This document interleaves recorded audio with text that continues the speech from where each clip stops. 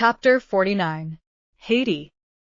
It will be recollected that the new, or rather old, acquaintances of the Count of Monte Cristo, residing in the Rue Meslay, were no other than Maximilian, Julie, and Emmanuel, the very anticipations of delight to be enjoyed in his forthcoming visits, the bright, pure gleam of heavenly happiness it diffused over the almost deadly warfare in which he had voluntarily engaged, illumined his whole countenance with a look of ineffable joy and calmness, as, immediately after Villefort's departure, his thoughts flew back to the cheering prospect before him, of tasting, at least, a brief respite from the fierce and stormy passions of his mind. Even Ollie, who had hastened to obey the Count's summons, went forth from his master's presence in charmed amazement at the unusual animation and pleasure depicted on features ordinarily so stern and cold, while, as though dreading to put to flight the agreeable ideas hovering over his patron's meditations, whatever they were, the faithful Nubian walked on tiptoe towards the door, holding his breath, lest its faintest sound should dissipate his master's happy reverie. It was noon, and Monte Cristo had set apart 1 hour to be passed in the apartments of Haydée, as though his oppressed spirit could not all at once admit the feeling of pure and unmixed joy, but required a gradual succession of calm and gentle emotions to prepare his mind to receive full and perfect happiness, in the same manner as ordinary natures demand to be inured by degrees to the reception of strong or violent sensations. The young Greek, as we have already said, occupied apartments wholly unconnected with those of the Count. The rooms had been fitted up in strict accordance with Oriental ideas. The floors were covered with the richest carpets Turkey could produce, the walls hung with brocaded silk of the most magnificent designs and texture, while around each chamber luxurious divans were placed, with piles of soft and yielding cushions, that needed only to be arranged at the pleasure or convenience of such as sought repose. Haydée had 3 French maids, and 1 who was a Greek. The first 3 remained constantly in a small waiting-room, ready to obey the summons of a small golden bell, or to receive the orders of the Romaic slave, who knew just enough French to be able to transmit her mistress's wishes to the 3 other waiting women. The latter had received most peremptory instructions from Monte Cristo to treat Haydée with all the deference they would observe to a queen. The young girl herself generally passed her time in the chamber at the farther end of her apartments. This was a sort of boudoir, circular and lighted only from the roof, which consisted of rose-colored glass. Haydée was reclining upon soft downy cushions, covered with blue satin spotted with silver. Her head, supported by one of her exquisitely molded arms, rested on the divan immediately behind her, while the other was employed in adjusting to her lips the coral tube of a rich narghileh, through whose flexible pipe she drew the smoke fragrant by its passage through perfumed water. Her attitude, though perfectly natural for an Eastern woman, would, in a European, have been deemed too full of coquettish straining after effect. Her dress, which was that of the women of Epirus, consisted of a pair of white satin trousers, embroidered with pink roses, displaying feet so exquisitely formed and so delicately fair that they might well have been taken for Parian marble, had not the eye been undeceived by their movements as they constantly shifted in and out of a pair of little slippers with upturned toes, beautifully ornamented with gold and pearls. She wore a blue and white striped vest, with long open sleeves, trimmed with silver loops and buttons of pearls, and a sort of bodice, which, closing only from the center to the waist, exhibited the whole of the ivory throat and upper part of the bosom. It was fastened with 3 magnificent diamond clasps. The junction of the bodice and drawers was entirely concealed by one of the many-colored scarves, whose brilliant hues and rich silken fringe have rendered them so precious in the eyes of Parisian belles. Tilted on one side of her head, she had a small cap of gold-colored silk, embroidered with pearls, while on the other a purple rose mingled its glowing colors with the luxuriant masses of her hair, of which the blackness was so intense that it was tinged with blue. The extreme beauty of the countenance, that shone forth in loveliness that mocked the vain attempts of dress to augment it, was peculiarly and purely Grecian.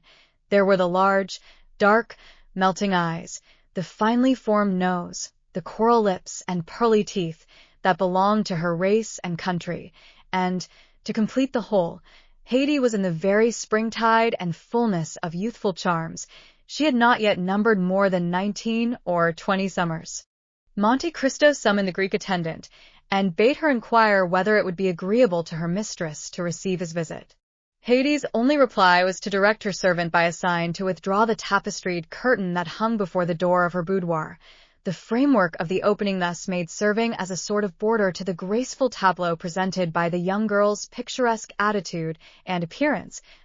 As Monte Cristo approached, she leaned upon the elbow of the arm that held the narghile, and extending to him her other hand, said, with a smile of captivating sweetness, in the sonorous language spoken by the women of Athens and Sparta, "Why demand permission ere you enter? Are you no longer my master, or have I ceased to be your slave?" Monte Cristo returned her smile. "Haydée," said he, "you well know." "Why do you address me so coldly, so distantly?" asked the young Greek. "Have I by any means displeased you? Oh, if so, punish me as you will, but do not speak to me in tones and manner so formal and constrained." "Haydée," replied the Count, "you know that you are now in France and are free." "Free to do what?" asked the young girl. "Free to leave me." "Leave you? Why should I leave you?" "That is not for me to say, but we are now about to mix in society, to visit and be visited. I don't wish to see anybody but you. And should you see one whom you could prefer, I would not be so unjust. I have never seen anyone I preferred to you, and I have never loved anyone but you and my father." "My poor child," replied Monte Cristo, "that is merely because your father and myself are the only men who have ever talked to you. I don't want anybody else to talk to me. My father said I was his joy. You style me your love, and both of you have called me my child." "Do you remember your father, Haydée?" The young Greek smiled. "He is here, and here," said she, touching her eyes and her heart. "And where am I?" inquired Monte Cristo laughingly. "You," cried she, with tones of thrilling tenderness, "you are everywhere."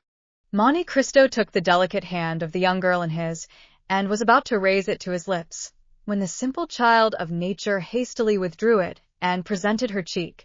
"You now understand, Haydée," said the Count, "that from this moment you are absolutely free, that here you exercise unlimited sway, and are at liberty to lay aside or continue the costume of your country, as it may suit your inclination.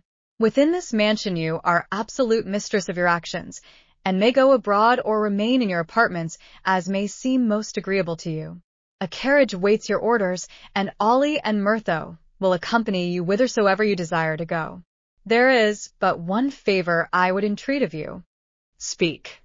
Guard carefully the secret of your birth. Make no allusion to the past, nor upon any occasion be induced to pronounce the names of your illustrious father or ill-fated mother. I have already told you, my lord, that I shall see no one. It is possible, Haydée, that so perfect a seclusion, though conformable with the habits and customs of the East, may not be practicable in Paris. Endeavor, then, to accustom yourself to our manner of living in these northern climes as you did to those of Rome, Florence, Milan, and Madrid. It may be useful to you one of these days, whether you remain here or return to the East." The young girl raised her tearful eyes towards Monte Cristo as she said with touching earnestness, "Whether we return to the East, you mean to say, my lord, do you not?" "My child," returned Monte Cristo, "you know full well that whenever we part, it will be no fault or wish of mine. The tree forsakes, not the flower falls from the tree." "My lord," replied Haydée, "I never will leave you, for I am sure I could not exist without you. My poor girl, in 10 years I shall be old, and you will be still young. My father had a long white beard, but I loved him. He was 60 years old, but to me he was handsomer than all the fine youths I saw. Then tell me, Haydée, do you believe you shall be able to accustom yourself to our present mode of life? Shall I see you every day? Then will you fear, my lord? You might find it dull." "No, my lord. In the morning I shall rejoice in the prospect of your coming, and in the evening dwell with delight on the happiness I have enjoyed in your presence.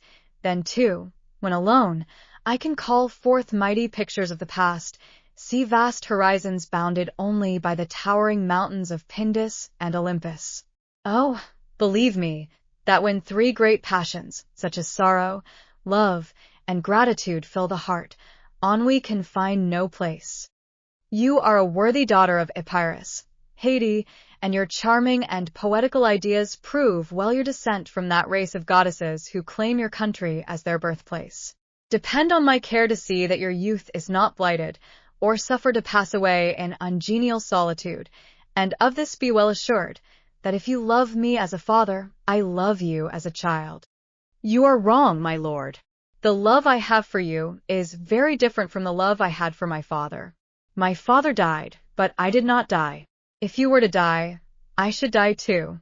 The Count, with a smile of profound tenderness, extended his hand, and she carried it to her lips. Monte Cristo, thus attuned to the interview he proposed to hold with Morrel and his family, departed, murmuring as he went these lines of Pindar: "Youth is a flower of which love is the fruit. Happy is he who, after having watched its silent growth, is permitted to gather and call it his own." The carriage was prepared according to orders, and stepping lightly into it, the Count drove off at his usual rapid pace.